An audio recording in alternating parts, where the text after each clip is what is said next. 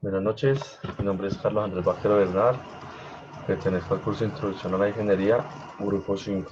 A continuación voy a exponer mi actividad en el software Digital Designer de LED. La experiencia en el laboratorio.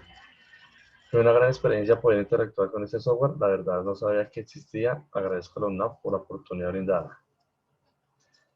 Aquí a continuación voy a exponer la montacarga con sus respectivas funcionalidades y principales partes.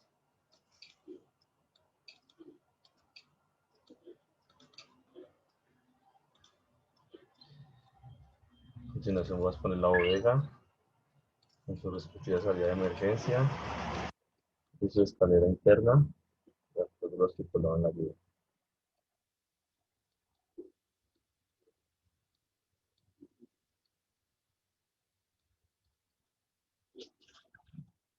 A continuación voy a especificar la celda de manufactura, para las funciones.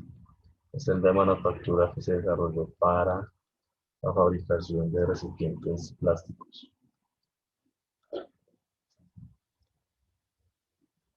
Y el puente grúa Lego, que tenga su estabilidad, de acuerdo a lo estipulado en la guía.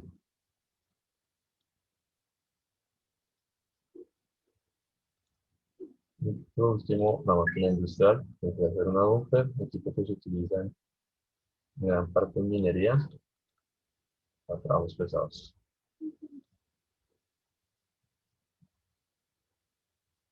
Muchas gracias.